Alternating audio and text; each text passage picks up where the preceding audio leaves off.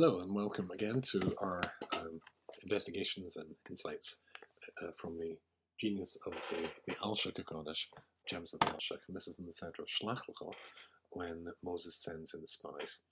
So let's read from the art scroll just to get a feel of what the story's about. Now remember, way back when we started the series, the Alshich's eye misses nothing, and therefore you've got to be a bit like a Torah detective looking for clues and the evidence, because remember, the author of the book is God, and God doesn't make mistakes. The whole story is in the words. HaShem more at the beginning of the story.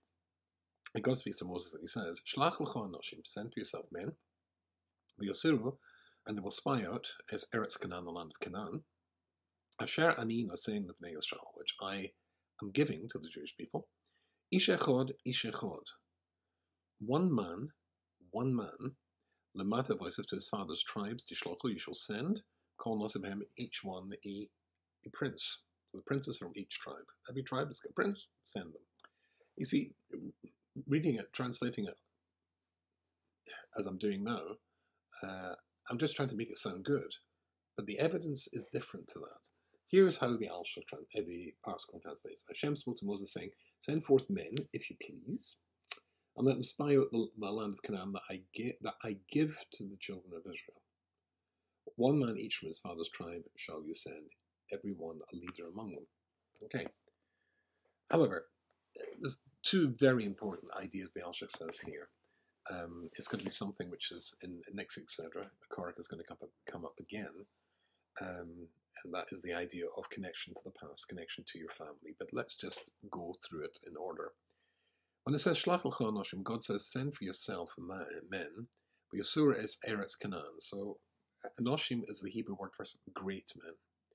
Shlach Lecho, God is telling him, send great men for yourself. If they bring back a bad report, it's going to be disastrous, which will impact on you, will have an effect on you. To minimize that effect, then Shlach Lecho, send for yourself great men. It's the same context as when Abram is told by God, Lech Lecho, go for yourself. It's going to be good for you. Be good for you, Moses, if you send the greatest to minimize the possibility of them bringing, which sadly they do, bad a disastrous report about the land of Israel. But then it says, and the translation here in the art scroll captures this, but it's not so explicit that it will slip past you in the English. It says, the land of Canaan, Asher ani noisein lifnei Yisrael, which I'm giving. Here he says that I give. Again, that I give is in the present tense, but I'm going to translate it as ani noisein, I am giving. Nosein, then O and an A and a verb in Hebrew makes it the present tense. It's actually something I'm giving now. That's important. The land of Israel is not something that's given, it's something that's being given. It's like, well, I don't know, if you have a lease for a car, or you have a lease for an apartment or for a house, then there are conditions that come with the lease. And if you fulfill the conditions, you get to live there. Imagine you've got the neighbours from Gehenna, hell, who live next door to you, who have wild parties all night long, noisy parties. Well, if they're tenants, you can go to the owner and complain, and he can threaten them with termination of the lease and ejection from the property. But if they own it, if it's theirs, there's not a lot you can do. You just get rotten neighbours. So God's saying here, I didn't give you the land of Israel. I'm giving you the land of Israel. It's a lease. If you keep the conditions of the lease, there are 613 clauses to the condition, 613 commandments in the Chumash, in the Torah. If you keep the conditions, you get to live there. And if not, well, see the second paragraph of the Shema for further details. You can lose possession of the land, something the Jewish people have done in the past.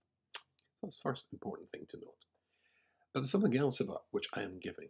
The Alshich says, giving something to somebody, what you give to somebody, will depend on who you are and who they are.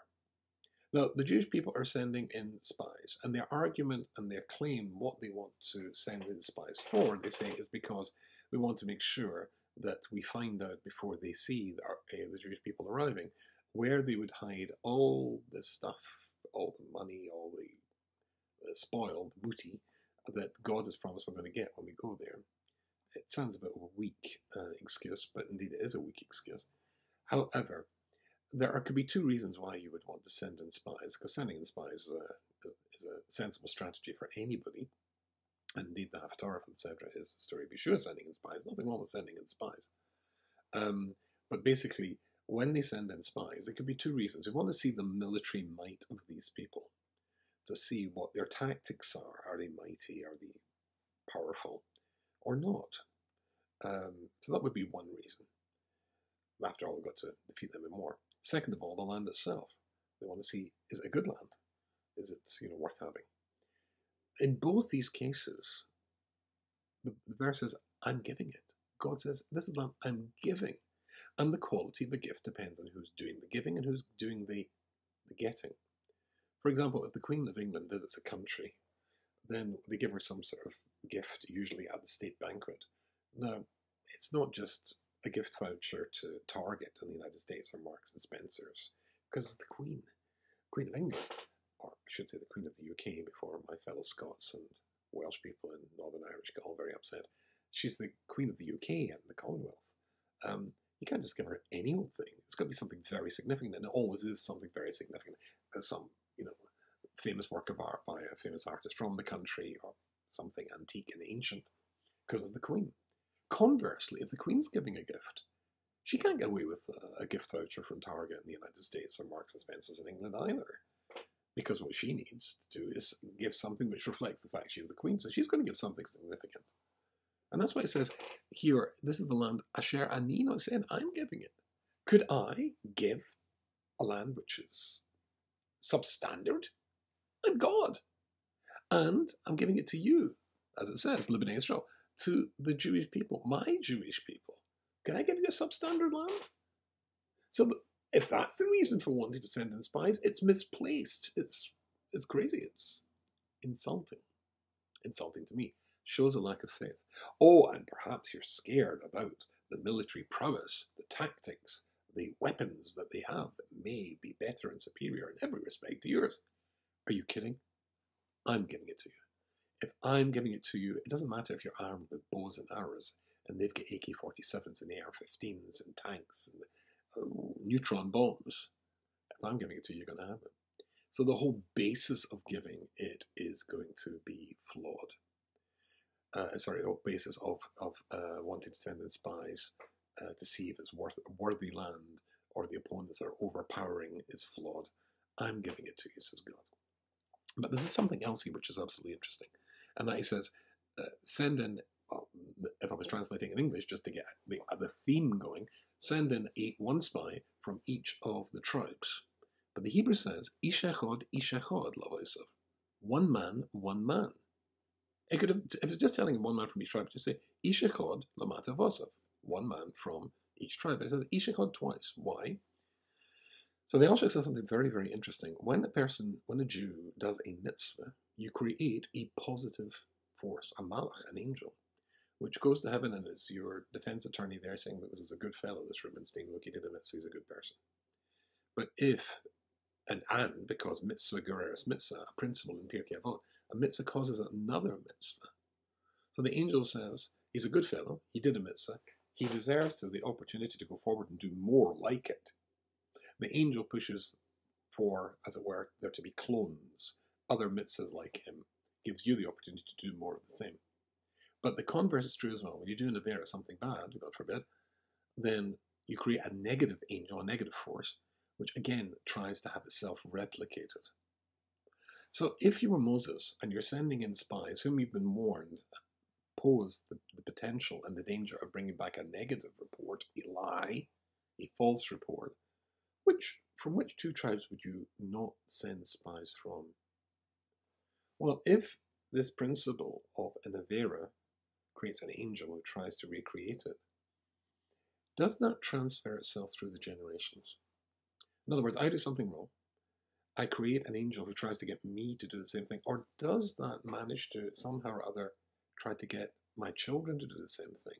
Like father, like son, like mother, like daughter, that sort of idea, or my grandchildren.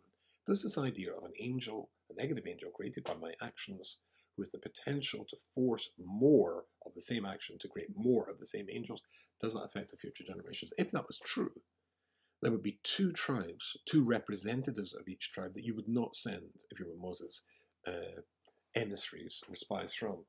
That's the tribe of Yehuda and the tribe of Joseph. Of Yosef. Why? Because it was Yehuda who brought back a false report to his father about the death of Yosef. He says to his father, "Do you recognize this blood-stained coat, who it belongs to?" It was a lie. And Yosef himself brought a false report, a lie about his brothers, something that wasn't true, to his father. So if, and Moses is unsure whether this principle of a mitzvah gereris, a mitzvah causes, provokes more of the same, positive mitzvahs, and the vera, and a negative act, provokes more of the same negative acts, does that travel through the generations? He is not sure. So therefore the two spies that he would not send is from the tribe of Yosef and the tribe of Yehuda, who were exactly the two spies who brought back a good report. HaShem knows that, knows what's going on in Moses' mind, and therefore he says, Ish echod, one man, one man. Those two one men that you're thinking of not sending, those are the ones you must send, so that they will bring back a good report. And in bringing back a good report, there is some hope for the Jewish people to be saved from this tragic situation. All in the words of the Alshich. Brilliantly observed. Good job, sir.